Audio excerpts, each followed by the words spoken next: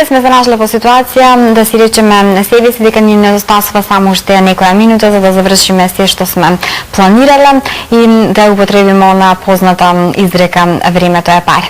Времето честопати знае да работи против нас, знае да биде премногу долго, тогаш кога ни треба побрзо да помине, или пак да трае прекратко, тогаш кога сакаме да потрае, односно да го искористиме најдобро. И од тука логично се постава прашањето дали може да менаџираме со времето, да го управуваме истото и да го направиме да работи во наша корист.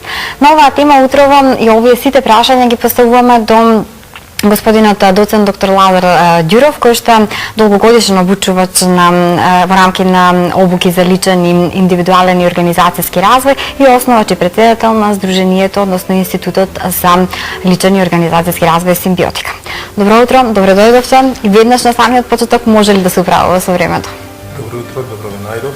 Вака понеделнички на вас и на вашите гледачи да им посакам успешна недела во која што ќе си ги реализират сите замислени работи. Прашањето е многу на место, посебно во средина во која што обично многу често користиме дека немаме време.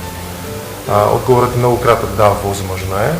Иако кога сме вклучени во активностите, многу немаме способностите, изгледа дека е невозможно и постојано се жалиме дека времето не недостасува, но за жал една поразителна информација е дека сите имаме исто време, 24 часа во денот. Прашањето е само дали знаеме соодветно да се организираме, за да не бидеме преамбициозни или го направиме тоа на начин на кој што не можеме да го реализираме, после го обвинуваме времето. Инаку тоа е стандардно, 24 часа од денот, за секој од нас, прашање дали имаме способности, тоа соодветно да го искористиме. Така, вие сте обучувач во рамки на обуки за менаџирање на време. Се наметнува прашањето, значи ли тоа дека секој може да научи како да го менаџира собственото време и кои се придобивките на таква обука? Секој може да научи доколку сака. Значи, првиот момент е да освести дека има недостаток на вештини, бидејќи многу луѓе кога се вклучени во животот, едноставно го обвинуваат животот, динамиката и така натаму, но кога ќе освести дека одговорноста е негова, тогаш почнува процесот на учење. Што е она што ќе го добиеме? Па ќе добиеме можност да живееме среќно и успешно. Не само на приватен, туку и на професионален план. Значи, ќе можеме тоа што сме го замислиле во еден континуиран плански процес на работа да го реализираме. Многу пати мислиме дека е невозможно, но околу нас постојат такви луѓе, иако во нашата средина се ретки, кои што можеме да ги видиме дека се професионално активни и успешни, но исто така имаат време и за своје хоби, за свој професионален, односно приватен живот, дел од времето успева да си го посветат на семејството. Така да возможно е придобивките се да живееме успешно и среќно и на професионален и на приватен план. Така. Тоа се придобивките, меѓутоа за да стигнеме до придобивките потребно е претходно да ги стекнеме вештините, да ги добиеме алатките, инструментите со кои што всушност би го постигнале тоа добро управување со времето. Кои се тие алатки? Какви инструменти, какви вештини ги учите оние кои што сакаат да ви слушаат и да го преземат вашето знаење?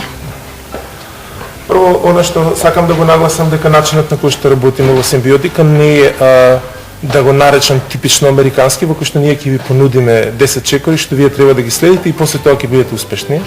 Значи тоа е еден пристап кој што јас лично мислам дека не функционира. Она што треба да се направи е промена внатрешна кај личноста. Значи првиот момент важен за менаџирање на време е да се стекне осет за времето. Значи ако ние не сме свесни дека времето постои во моментот дека ние разговараме и дека пред нас имаме уште колку време, че тоа е некако вид на ресурс како што ова постои, така и времето постои. Значи првата работа е треба да станеме свесни дека постои времето, а потоа постојат конкретни алатки и начини како ние да успееме тоа време да го менаџираме за да исполниме одредени цели. Например, прва и важна работа што треба да освестиме е кои се улоги ние во животот ги играме. Значи ние во исто време играме различни улоги. Еве, јас сум професор, сопруг, пријател, син, брат. И сето тоа се улоги кои што сами по себе бараат да јас инвестирам време во тие релации. Треба да поставам одредени цели. Па од тие цели ќе произлезат активности. Па активностите треба да се наредат по приоритет. Па најважните да им се одреди какав квантум на време. Па тоа да се подели соодветно во денот. И после доаѓа еден друг аспект после планирањето, кој што се нарекува реализација на планот. и обично тука исто така го занемаруваме тој дел. Меѓутоа, постојат конкретни чекори, еве неколку од нив набројав, кои ќе ни помогнат да ние низ процесот успееме да го испланираме и реализираме онака што сме замислили, за да ги постигнеме целите. А секој од нас има некакви цели во животот, бидејќи постоиме за да се реализираме. Кој е најтешкиот сегмент од менеджментот на време? Што е оно што вашите слушатели најтешко го совладуваат? Па секоја фаза е различна за секој човек. На некој му е потешко да планира, на некој му е потешко да одреди квантум на време по активности, но вака генерално кажано, ми се чини дека реализацијата е аспектот кој што се појавува како посебно проблематичен, бидејќи ќе направиме план на хартија или на телефон или било како. И кога ќе дојде времето на реализација, тука влегуваме во еден динамичен свет во кој што од една страна се појавуваат кратци на време кои што сакат да ни го одземат времето тоа што ние сме го планирале. Дури и внатрешни психолошки моменти на одлагање, например имате некаква активност што сакате да направите, вас не ви се прави, бидејќи природно не ви се прави. Тоа е некој проект, некаква задача, нешто за испит и не ви е природно да го направите, природно ние бегаме од тоа.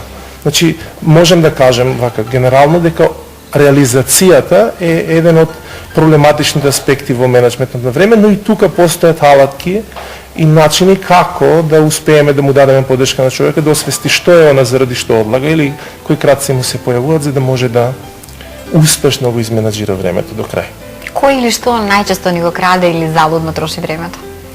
Супер прашање, со тоа што сега за да може конкретно на вас да ви кажам, би требало да ви го дадам тестот кој што го реализираме, кога ги реализираме тие обуки, затоа што секој човек има индивидуални кратци на време, своји кратци на време, да ги наречеме своји, бидејќи вас може, например, да ви го краде времето Facebook ако многу време седите на него, седнувате да видам само нешто, уствари вие останувате таму цели 2-3 сати. Некој може телефонските разговори да му се крадец на време. Индивидуално, некој може случајни средби да му се кратци на време, ако е посебно зборлив, тргне да заврши некоја работа, сретнува човек и почне да прави со него муабет пола саат. Ајде да седнеме на кафе, седнуваат и отидоа 2 саат.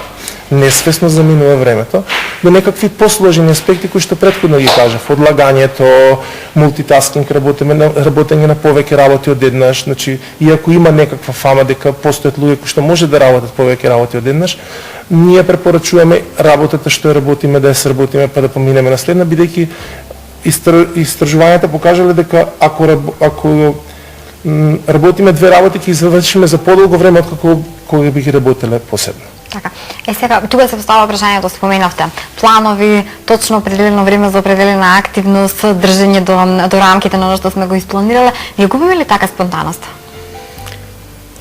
Се радувам што го поставивте прашањето, бидејќи многу пати кога на луѓето ќе им кажеме дека треба да работат на себе во насока на менеджирање на своето време, тие го замислуваат тоа како кафез во кој што мене секој чекор ќе ми биде испланиран и сега јас како робот треба да поминувам од една во друга активност. Значи, многу е важно да освестиме дека менеджментот на време не значи станување на робот и следење на некакви планови кои што некој друг не ги наметнал. Прво, менеджментот на време значи планирање на времето според нашите потреби. Значи, јас ќе го испланирам времето така како што јас сакам. Ако јас сакам денеска да имам време да заминам на базен да пливам, добри способности за менеджмент на време е да си одвојам време за тоа. Ако јас сум татко, треба да одвојам време за својот син. Сега, друг аспект во делот на спонтаноста, не само спонтаноста, на животот не тера да се прилагодуваме. Ние ќе направиме план, излегуваме надвор, но нема паркинг. Времето планирано за паркирање сега е различно и треба јас да успеам да играм. И трет момент што сакам да го дадам како одговор на ова прашање е што ние во рамките на кога ја реализираме оваа едукација, луѓето не ги учиме само да го следат планот. Значи еден важен дел во менеджментот на време да научиме да излеземе од времето како димензија. Тоа децата можат најмногу да не научат. Кога играме со деца, тие не знаат колку саат е и уште колку време има. Че една од способностите е да бидеме робови на времето, да мериме уште колку време има за да стигнеме до некаде, но исто така да имаме способност да кажеме, окей, денеска ништо не планирам. Или едноставно излегувам од таа димензија и си дозволувам да живеам спонтано. Така да менеджментот на време не значи робство, значи можност да го фатам кормилото во своите раце и јас да го управувам времето, да одлучам каде денеска ќе го поминам времето, согласно моите потреби и како човек, и како професионалец, и согласно на тоа да живеам среќно, да живеам успешно. Кога ќе се спомена обука, едукација, предавање, вообичаено луѓето мислат, леле, сега треба да одседам неколку сати на предавање и да слушам како некој ми објаснува нешто што нема да ми биде баш лесно да го применам во секојдневниот живот. Како изгледа вашата обука? Оно што е важно за нашата обука дека тие воопшто не се досадни обуки, затоа што предавањата се сведени на кратки интерактивни теоретски инпути кои што понатаму се извежбуваат низ практични вежби. Значи, методологијата по која што работиме е сертифицирана од Универзитетот за комуникација и едукација Јончепик во Шведска. Шведска како е земја која што има најразвиен едукативен систем. Методите спаѓаат во делот на неформално образование, што значи вклучени се играње на улоги, тимски активности, тестови за рефлексија, примена на одредени аспекти кои што ги учиме преку практични вежби, дали тоа ќе биде, сега не донесов фотографии, меѓутоа можете да видите вежби со течност во шише, па како се претура во различни садови, за да ние тоа го визуализирам. И скоро тука на сите обуки, она што се истакнува како посебна придобивка е дека луѓето не се свесни колку брзо поминало обично обуките се по 8 часа и колку тоа било интересно и колку работите се запамтени, а не се сведени само на теоретизирање. Сега, тие 8 часа се во еден ден, а следните 8 часа се во ден кој што следува по извесен временски период. Зошто ви е битно да направите еден интервал помеѓу двете 8 часовни сеанси? Тоа е уникатен метод кој што и јас почнав да го применувам во работењето со луѓе, затоа што освестив дека едно е сега да зборуваме и вие ќе веројатно тоа ќе го запамтите и ќе почнете да го применувате во неколку наредни денови, но тоа што се појавува како проблем кај луѓето е што луѓето полека забораваат и им недостасува потсетување и рефлексија, анализа на тоа што го направиле. Значи нашата методологија на работа се базира на искуствено учење. Добивате насоки во првиот ден и ви се остава период од 10 до 14 дена тоа да го примените. И после на 14-тиот или 15-тиот ден ние ќе седнеме и ќе видиме што сте примениле. Не за да ви искараме дека не сте биле добри, туку да видиме, нормално е да сгрешиме, сите грешиме, посебно во процесот на учење на вештините, но да видиме каде сте сгрешиле, клучниот момент зошто сте сгрешиле, што е причината што ве натерала да не го следите планот и како следен пат тоа да го примените. Бидејќи првиот пат ако сгрешиме случајност, вториот пат да речеме ете била таква ситуацијата, но ако сгрешиме третиот пат, тоа е веќе личен избор. Најдобра работа што треба да направиме во животот е да учиме на грешките. Ако учиме на грешките, судбината е дека нема да ги повторуваме и ќе напредуваме и нема да влегуваме во истиот проблем. И уште еден дел сакам да нагласам во делот на ова, че мој личен став е дека луѓето учат на 3 нивоа. Првото ниво е теоретско. Че јас можам да ви кажам што е менеджмент на време, некаква дефиниција, вие ќе запамтите, ќе ве прашам, ќе ја повторите. Дали вие знаете да го менеджирате времето? Не. Вие знаете дефиницијата за менеджмент на време. Сега, второто ниво е да ви кажам, обсервирајте го човекот и кажете ми дали добро го менеджира времето. Сега вие знаејќи теоретските аспекти, ќе кажете, па добро не одредува приоритети, не знае како да си го испланира времето, можете да препознаете. И третото ниво е, значи првото е да знаете теоретски, второ да препознаете, трето да го менеджирате времето реално. Значи вие да успеете да го менеджирате времето. Ние во Симбиотика работиме на тоа луѓето да бидат способни да го менеджират своето време, а не да зборуваат за него. Состава за крај на нашиот разговор, сите оние кои што ги поттикнавме да се заинтересираат повеќе за менеджментот на време, каде може да ве контактираат за да се пријават да бидат дел од обуката? Тие можете информациите да ги видат на нашата Facebook страница Симбиотика Институт за индивидуален и организацијски развој или да ме побараат на телефонски број, ако може 070 359 620 и ќе ги добијат сите информации кога се реализираат обуките ако се заинтересирани да се приклучат. Јас ви благодарам што издвоивте време да бидете дел од Ја сакам Македонија. Ви благодарам и на вас, ми беше чест. Одиме понатаму време за уште едно информативно издание. Добро утро со Зорица.